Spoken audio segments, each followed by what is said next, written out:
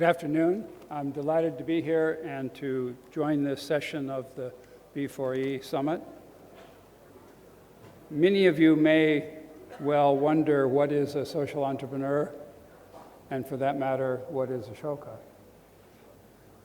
Ashoka is a 30-year-old organization that was named, as this hotel was, for an Indian prince. But it is a global network of social entrepreneurs. In fact, the term social entrepreneur was coined by the founder of Ashoka, Bill Drayton. And these social entrepreneurs are essentially innovators for the public.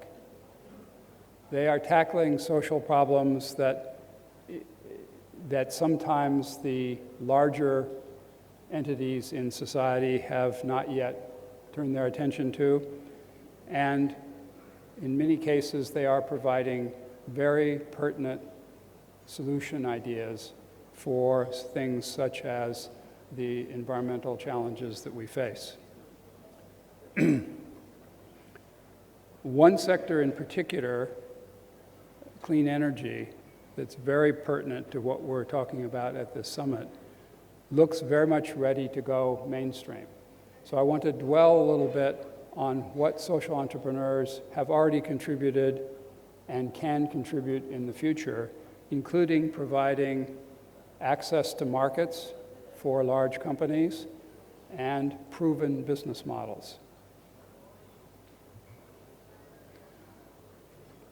Let me start by telling you a story that illustrates what a social entrepreneur is and how they work. In 1995, an Indian engineer, Harish Hande, came back from graduate school in the US and determined that he could do something about the problem of rural households and their lack of access to energy. In fact, most rural Indian households still today spend between $10 and $20 a year on kerosene for lighting. The grid doesn't reach, or it's undependable. And that's not only a major drain, but it's actually quite unsafe to use kerosene lanterns in a hut. So he began experimenting with solar panel solar lights, what we today would call a solar lantern. And he did it slowly and quite inexpensively. His company, Celco, was capitalized with an initial investment of $300. And yet it is today a profitable, sustainable company and has installed systems in nearly 500,000 homes in rural India and is growing rapidly. And what he did is to go listen to those villagers about what would work for them and why they might think about a solar solution. Most of them have never heard of solar cells or solar lanterns. And so he worked with those communities. He understood that he needed to build their trust if he was going to ask them to try something quite new, and he was patient about it. But the result is he laid the way for what has now become a major industry worldwide. There are over a dozen companies around the world selling solar lanterns at levels of 1 million units a year or greater. And they are probably ready to be consolidated into a much larger global enterprise. In addition, there are now village-scale microgrids. One of the most interesting is operating in Bihar, here in India. There's one in Haiti, just starting up, and they are beginning to happen elsewhere. There are dozens of examples of local biofuel production using very advanced systems to generate fuel for local consumption that's much less expensive and much more sustainable than diesel, particularly imported diesel.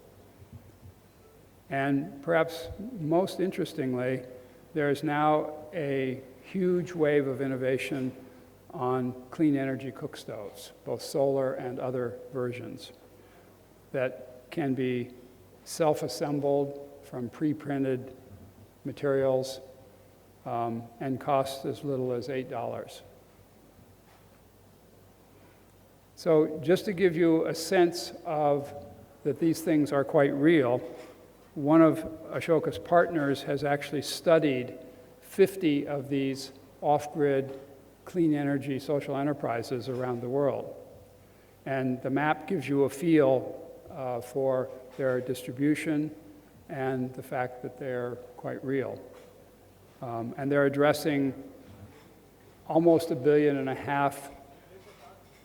people who don't have access to grid power, and probably about 3 billion people that don't have access to modern cook stoves. It's a huge unmet need. And as I suggest, it's a market ready to go global, which would bring huge improvements to the, if you like, the global clean energy profile, but even larger improvements in the quality of lives of these people. And fundamentally, these are about rural needs. But there are also innovations coming out of the social enterprise community that affect the urban environment. You've all seen the 2- and 3-wheel vehicles that are the next step down the economic ladder from taxis, but one step up from rickshaws. There, in Asia alone, there are 100 million of these that are fueled still with 2-cycle gasoline engines. And they're incredibly polluting. Each one of them emits as much pollution as 50 cars. So that's equivalent to a fleet of cars of 5 billion cars. And, of course, their numbers are growing. But there is now a social enterprise based here in Asia that's making and distributing kits that convert these 2-cycle gasoline engines to run on LPG or compressed natural gas and with electronic fuel injection. And that not only reduces the greenhouse gas emission and particularly the local pollution dramatically, but actually lowers the fuel costs for the drivers, which is their incentive to go ahead and convert. And they provide financing to make it easy to do.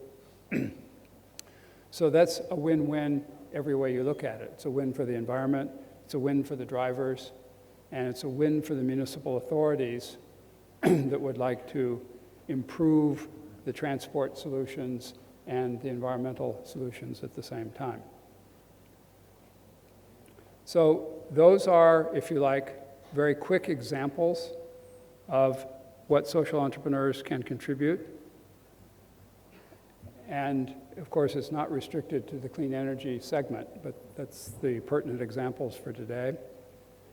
But what they're really doing is developing large new markets by showing A, that there are paying customers, B, that there are business models that work, and C, that you actually can provide services in informal communities in ways that work. And so the message, I think, to large companies and to governments is that you might want to pay more attention to this source of innovation because it's not been adequately tapped for the purposes that we're all assembled here today to discuss. Thank you very much for your attention.